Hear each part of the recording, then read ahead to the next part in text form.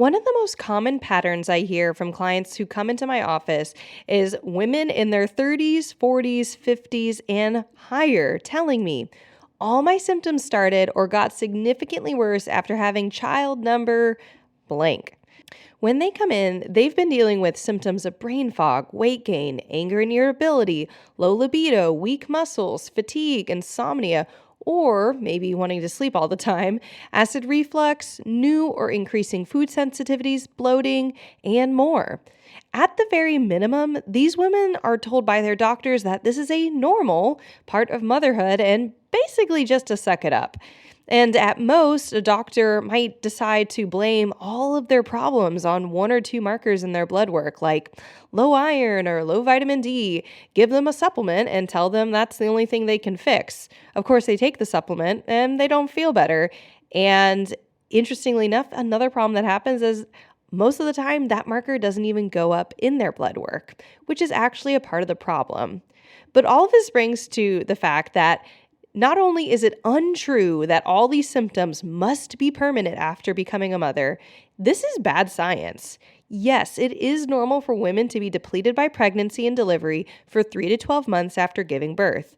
But if your brain fog, weight gain, anger and irritability, weak muscles, fatigue, bloating, and more has not resolved in the 12 months after giving birth, it is time to look into something called chronic postnatal depletion. What is postnatal depletion? How do you know if you have it? And what can you do to get rid of it?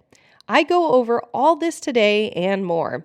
If you are living with chronic symptoms that diet change, supplements, exercise, and doctors haven't been able to fix, then you don't want to miss today's episode. You do not have to live with these symptoms or the guilt that comes with not being able to get your body or brain to feel or look the way you want it to. It's time to let go and be free of mom guilt about your body, emotions, and mental capacity. Let's dive in. Hey friend, welcome to the Better Belly podcast. Do you want freedom from bloating and constipation? Do you find yourself up late at night Googling natural constipation remedies, causes for bloating, or recipes and exercises to help constipation?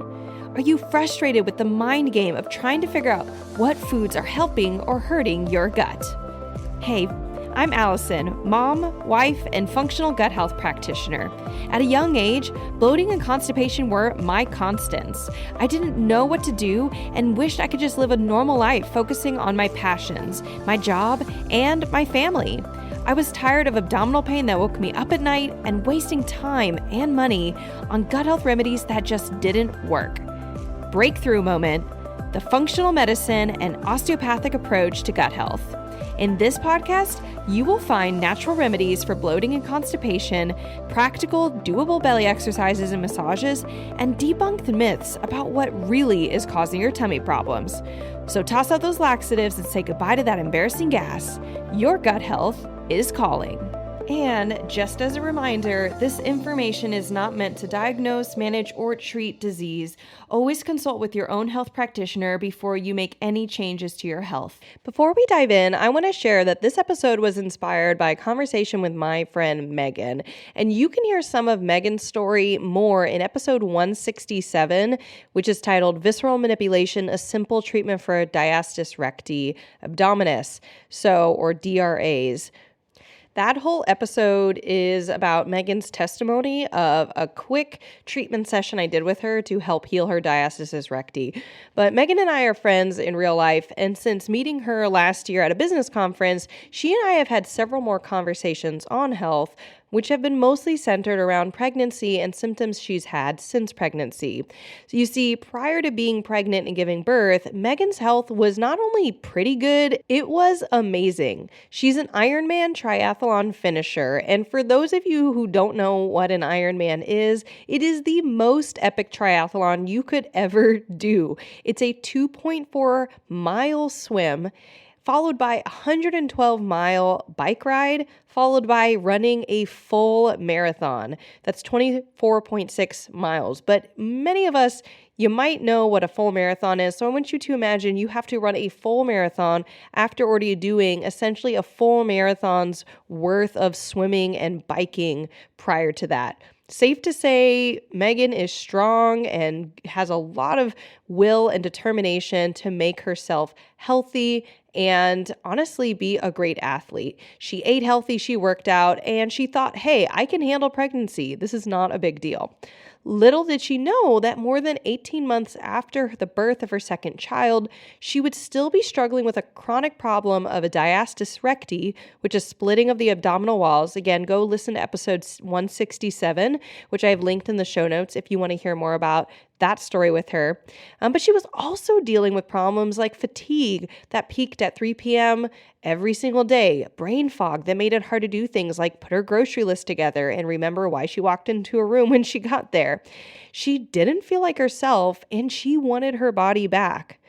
After talking with Megan more and hearing more about all these problems she was having, explicitly since having the birth of her second child, I then had a conversation with one of my neighbors on a Saturday stroller walk with our kids. She's also a mama too, like Megan, and she's a health conscious dentist who tries to eat healthy and move regularly.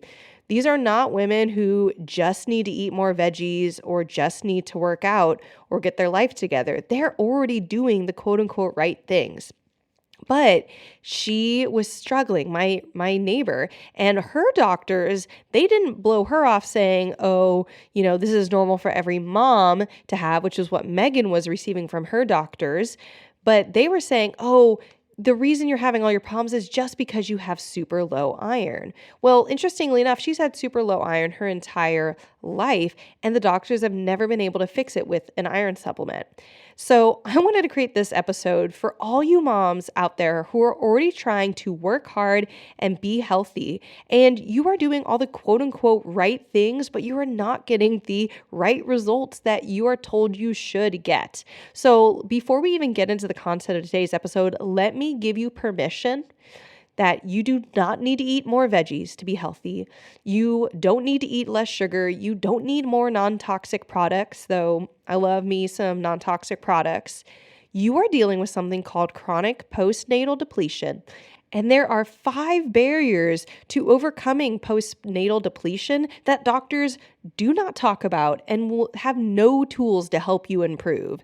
So let's talk about what postnatal depletion is, how long postnatal depletion can last, and what to do to overcome it.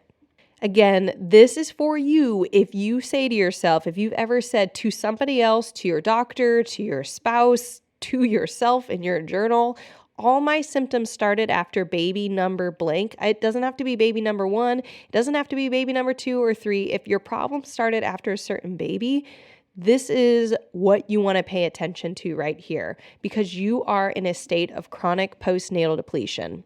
Okay, what is chronic postnatal depletion? Number 1, it's not a diagnosis as recognized by the DSM-5, which is the Diagnostic Manual for Doctors.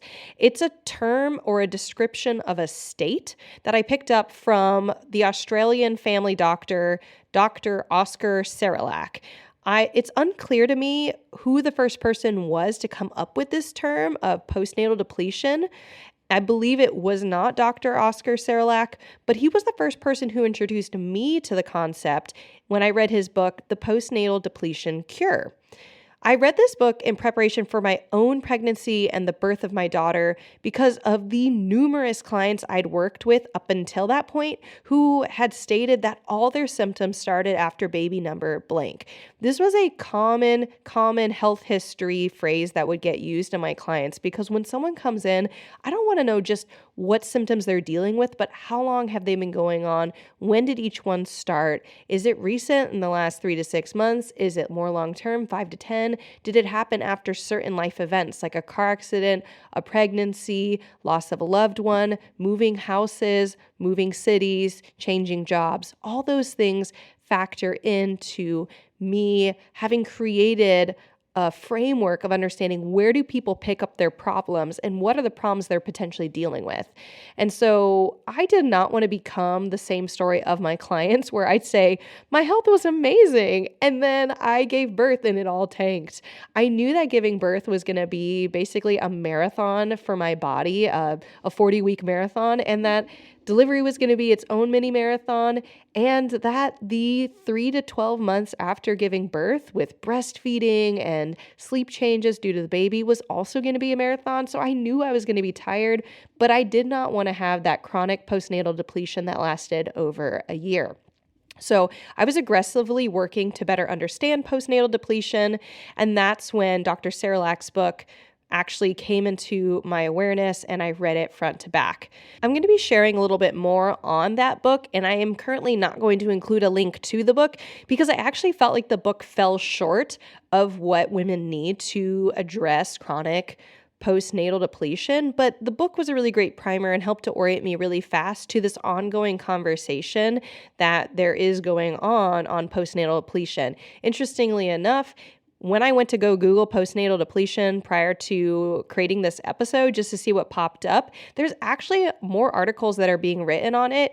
And unfortunately, a lot of the articles that I read, I felt, again, really fell short of the full gamut of how you can heal postnatal depletion and even what's going on. Again, it felt really superficial and like sleep better, don't breastfeed, or it'll get better once you breastfeed. And it was very bad advice generally. So just to say, I want this episode to take a step deeper into postnatal depletion. If you go and check out resources after listening to this episode and it says stuff like just take ashwagandha or just take iron or it'll get better once you're not breastfeeding anymore, then don't believe those things, because there are clients that I'm working with that I believe have had postnatal depletion for 10 or 20 or 30 or 40 years, because we can still trace that back to all their symptoms getting worse or starting after they got pregnant with blank number child.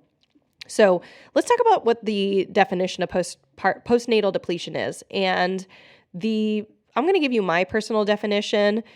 You might see some different stuff out there because, again, it's not like this very, very specific thing. But postnatal depletion I describe best as a normal state where the body has given everything it has to grow, maintain, deliver, and feed a baby, which can affect the mental and physical state of the mother for up to 1 year. So some things to note: it's normal for up to 1 year.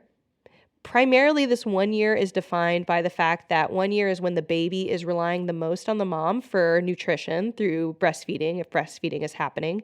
And that fourth trimester, which is, again, that unofficial, it's just a helpful term that says basically the baby is still growing as if it was in utero, but babies are born in the third trimester because their heads would get too big for us to deliver them. And so nature has us deliver babies essentially 3 months sooner than they would otherwise come out in the womb. I don't know if you guys knew that about why the fourth trimester is called the fourth trimester, but it has to do with the fact that babies are born essentially 3 months early, again, because they're very large craniums.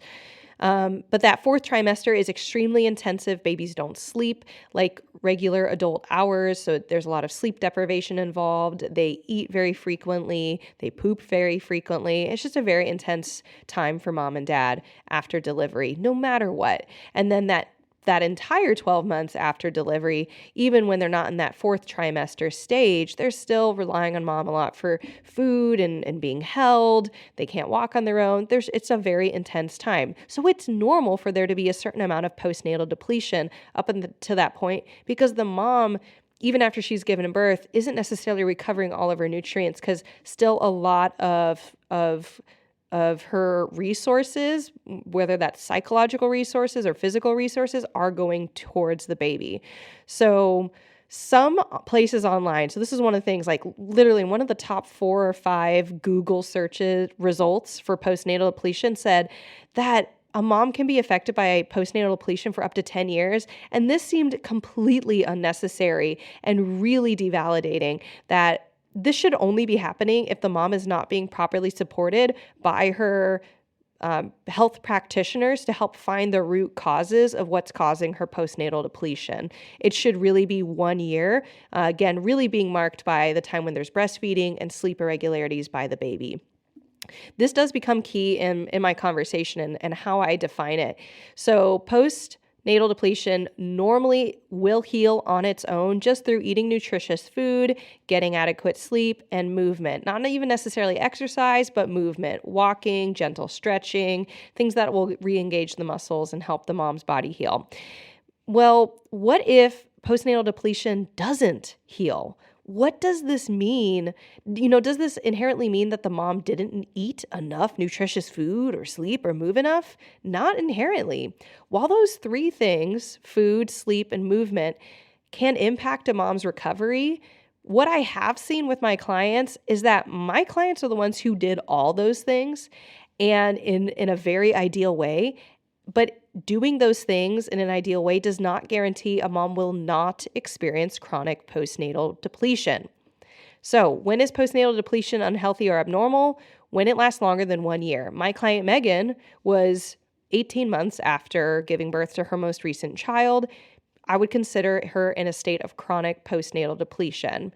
My neighbor, who's had a lot of iron problems and fatigue and brain fog problems, is over 2 years from the birth of her child. I would consider that chronic postnatal depletion. So, how long can chronic postnatal depletion last? I already mentioned this a little earlier, but from my clients' own stories, I believe and I operate with the fact that postnatal depletion can last your entire life if you do nothing about it. AKA, not necessarily if, this is to be very clear, you could try to eat good food and get movement and talk to your OBGYN. That's not necessarily doing nothing. But if you don't do the right things about it, you are not going to potentially exit this phase, and you'll end up going all the way into even menopause and perimenopause with this problem, which makes menopause way more rocky as well, because you're still depleted from literally having all those babies. So the big question becomes, why does postnatal depletion last longer than 1 year for some women? And the reason that I operate out of, that I've been trailing and tracking with my clients through their stories, is that their problems existed before they were pregnant. There were hidden problems that their body had before they were pregnant, but the body was able to handle it on its own before these extreme demands of pregnancy, delivery, and breastfeeding a baby came into play.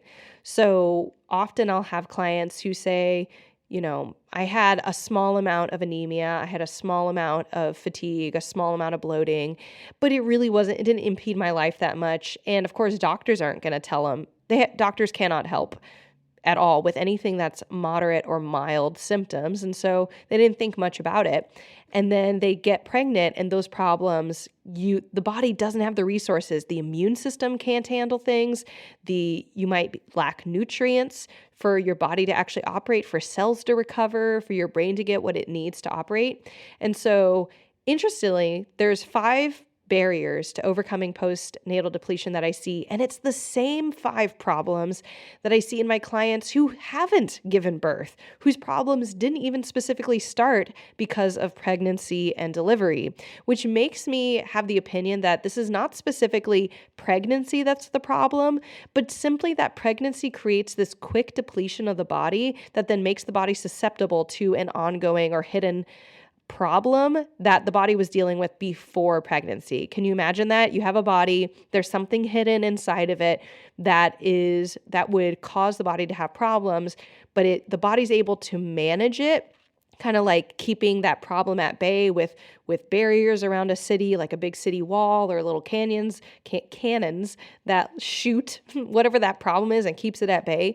But when you're pregnant, you know what? All your resources do not get to be focused on keeping those problems at bay anymore, and they can very much take over.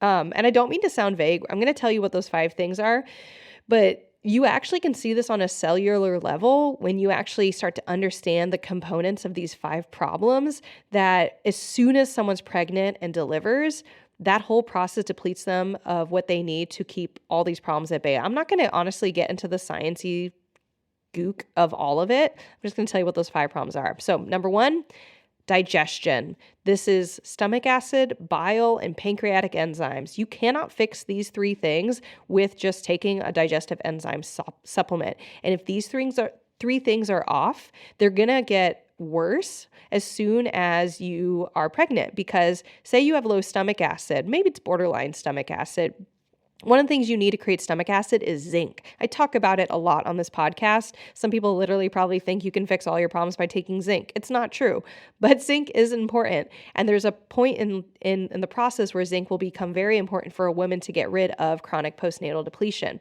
But if you have low stomach acid or you have a pathogen causing low stomach acid that you're living at peace with, as soon as you're pregnant, your immune system goes down, your nutrients like zinc will go down, and you will become even more zinc deficient and then stomach acid deficient, which will then lead to problems like bloating, because you need stomach acid to digest food to then not have bloating, constipation, poor nutrient absorption, nutrient deficiencies, anemia, because you need stomach acid to absorb iron, calcium deficiencies, because you need stomach acid to absorb calcium, poor fat absorption, which will lead to poor absorption of fat-soluble vitamins like vitamin D, which everyone's like, vitamin D, that's why everyone has their brain fog or fatigue. No. What if you have low vitamin D because you have low stomach acid, and you have low stomach acid because you have H. pylori, and when you have H. pylori and low stomach acid, you then also have low zinc, which can also cause skin problems like eczema or acne.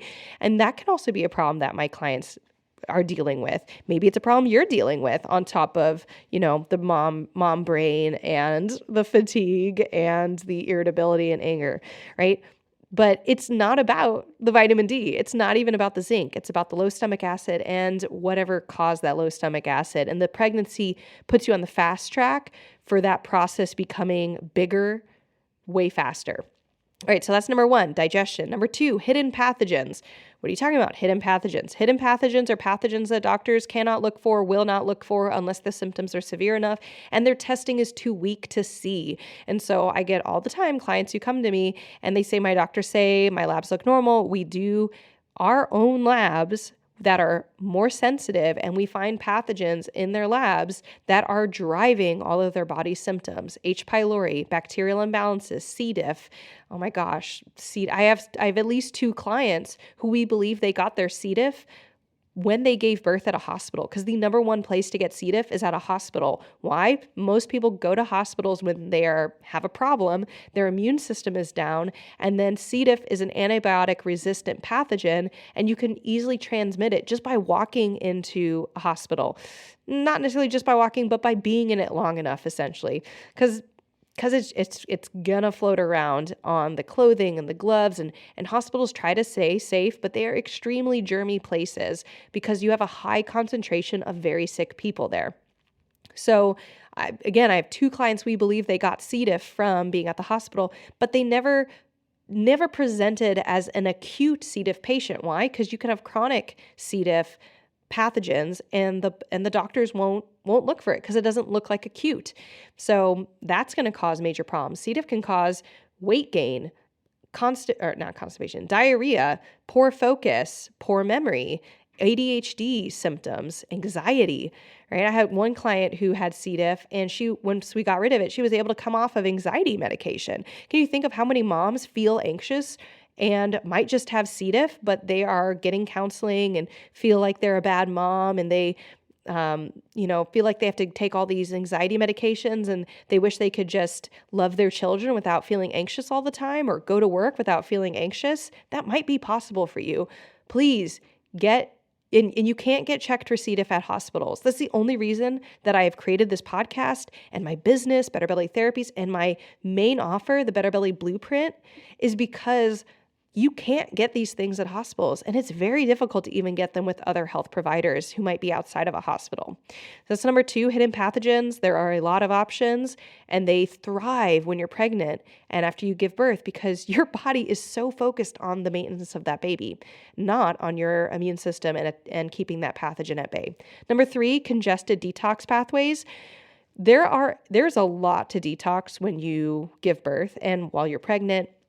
There's a lot of hormones. That's part of why we get the nausea in first trimester. It's just a radical increase in hormones. And then after we give birth, I experience this. You can have things like hot flashes at night because of your liver trying to detox all the excess hormones that are going on. Well, if your detox pathways are already a little congested before you give birth, then after you give birth, it is just a flood. It's like adding traffic to a car lane. Like if you're on a highway and the highway's normally 4 lanes and it's going to have bad traffic at 5 o'clock. Well, if you take those 4 lanes and make it 3 lanes or 2 lanes, that traffic's going to be mega bad. And it's the same problem for our own bodies. Pregnancy just adds to the amount of detoxing we need to do. And if the pathways are even a little congested, they will get significantly worse during and after pregnancy.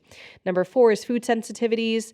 This is another thing that commonly we see, which is somebody has food sensitivities that weren't causing GI symptoms, meaning they eat foods and they don't get gut symptoms. They don't get bloating, but maybe they get brain fog or headaches or their sinuses get congested, but they don't associate those food sensitivities with, or those symptoms with a potential food sensitivity.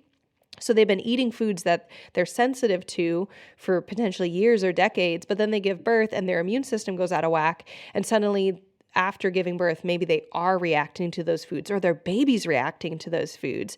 So hidden food sensitivities are a big thing that I see popping up, and that could have been happening prior to birth. Again, we don't fully know unless there was testing prior to birth, and usually you're not getting that testing. Those people just think they have chronic sinus problems or chronic eczema and they're putting creams on it, but really it's a food sensitivity, and it has to do with how the whole body's connected. So that's the 4th thing. And the 5th thing is mineral deficiencies and heavy metals. If you deal with all 5 of these things, digestion at the root cause, not digestive enzymes, not cute, like taking supplements like iron and vitamin D, you're not going to even absorb when you have low stomach acid. Digestion, you get to the root cause, hidden pathogens, congested detox pathways, food sensitivities, and mineral deficiencies and heavy metals, that chronic depletion goes away. Every single time that we've put my clients through it. And so Dr. Seralak's book, this gets back to why I said I'm not putting his book's link in my podcast show notes, because even though he gets the credit for introducing me to the term, and he did a pretty good job of introducing the framework of what is chronic postnatal depletion, how it's not postpartum depression, though he thinks there is a really strong overlap with the two, that postnatal depletion can cause postpartum depression, which I totally am behind. He had a lot of great stuff in it.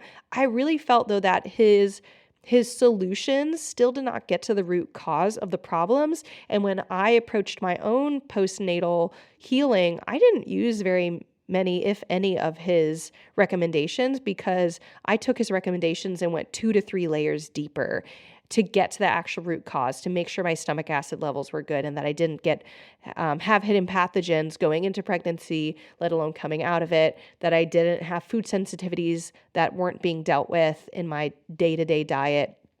All those things were things I had already dealt with prior to pregnancy, and that I did some additional testing, 3 to 6 months after giving birth, to double check my heavy metals and mineral levels were looking good, to make sure that that my organic acids test, which is how well I'm like detoxing and looking for extra pathogens that I could potentially have missed or gained while being at a hospital, to make sure that looked good.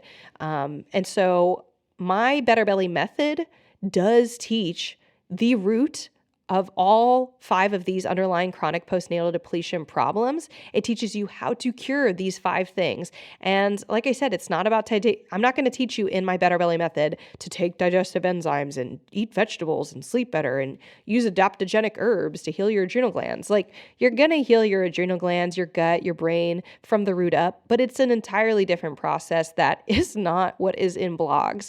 So I teach you that exact process of the Better Belly method inside of my free training that you can access by going to betterbellytherapies.com/training or clicking the link in the show notes to watch today. And if you're listening to this and you're like, no, I don't even need to watch the training, I know that I'm ready to end my chronic postnatal depletion today, I want access to the Better Belly method, go to betterbellytherapies.com/blueprint to join my program to end your chronic postnatal depletion in 3 to 6 months using my signature Better Belly method. Go to betterbellytherapies.com/blueprint or click the link to join today. I hope you hear my sincerity in this episode. I so deeply want moms to be free from their symptoms and their guilt. Like the guilt we can all carry around from, like, I'm not good enough. Like I just need to try harder. I need to work harder. Please be free of feeling you need to work harder. No, you just need to do the deep root cause things, and then you can actually go back to the way life was before pregnancy or even better. Some of my clients had really bad symptoms before being pregnant, and pregnancy just made everything worse, and they literally feel better now than even before they'd gotten pregnant with their first child. So do not let yourself go another day while still feeling the way you feel and trying to piece together with with all these random stuff online that isn't even good advice on to heal yourself, but use my process to get yourself in the fast lane and honestly save money by knowing exactly what you need to do and not buying a bunch of random supplements on Instagram. And be a part of a community where you get lifelong support. That if you join today, even if you cannot start today, or even if it takes you a while to get going because you're balancing work and you're balancing kids, you get lifelong access to our support in our biweekly group coaching calls and our Facebook group where you can ask questions anytime, any day, and get answers by one of our coaches. So you can join today by going to betterbellytherapies.com/blueprint. Or again, if you want to know more about the Better Belly Method and exactly how it works, go check out my free training that I made for you at betterbellytherapies.com/training. I want you to know everything you need to know so that you can make an informed decision and find the true healing that you can get so you don't have to stay like Megan or like my neighbor who's a dentist and feel like it's your fault that you're not better. It is not your fault. You don't need to just try harder or eat more veggies. Please be free of that. And I cannot wait to see you in the blueprint and see you healing and smiling and saving lots of money on supplements and doctor's appointments in just 3 to 6 months. Catch you guys next week. Hey friend, I hope you loved this episode. If you've been a fan for a while or newly loving this podcast, can you do me a favor? Drop into Apple Podcasts and leave me a review. When you leave a review, you do so much. You help me know you're listening. You can tell me what you're loving so I know what to make more of. And you help others by boosting this podcast so other people like you can find the podcast too. I mean, it's a win-win-win, right? So if you want a way to pay it forward, just go to Apple Podcasts or click the link in my show notes and leave a rating and review. And if you want some more free stuff, just head over to my free Facebook group, betterbellytherapies.com/Facebook, and you can get access to all of my free support for you, including some Facebook group exclusive stuff like my podcast episode vault, where you can search the Better Belly podcast by topic and find exactly what you need to expedite your healing. I cannot wait to see you in there. Catch you guys next week.